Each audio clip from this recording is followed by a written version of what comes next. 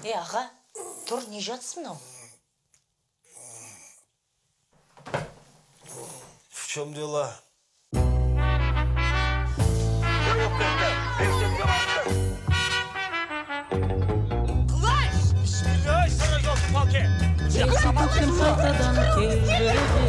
Еше, осы сізге қарап қатты таңғалам. Сен үндемей таңғалыңшы. А зато менің күйеуім налево, направо қыдырмайды. Былшиған түрінен сенің. Мен былшиған екенмін, до конца былшиямын. Ертең ақша болсам, бір-бірлеріңді өлтіріп қоятын шығарсыңдар.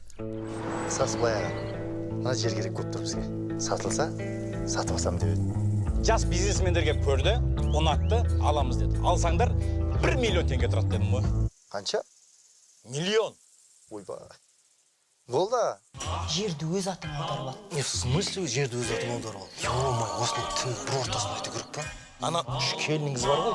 Жер саған да, маған да тиесілі емес. Жер үшін бір-бірін жеп қойын деп жүр.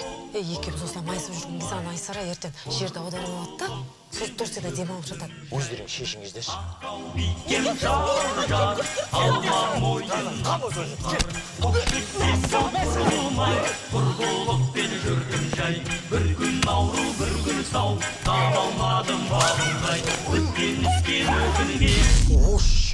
Жаңа Қазақстан, жаңа Айсара.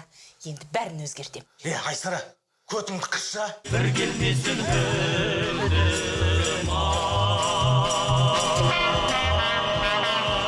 Персидскийден аударған кезде жер сыйлаушы. Персетіндер ма қалай? Жоқ, Персидский. Персидский. Мәз сол күштеген.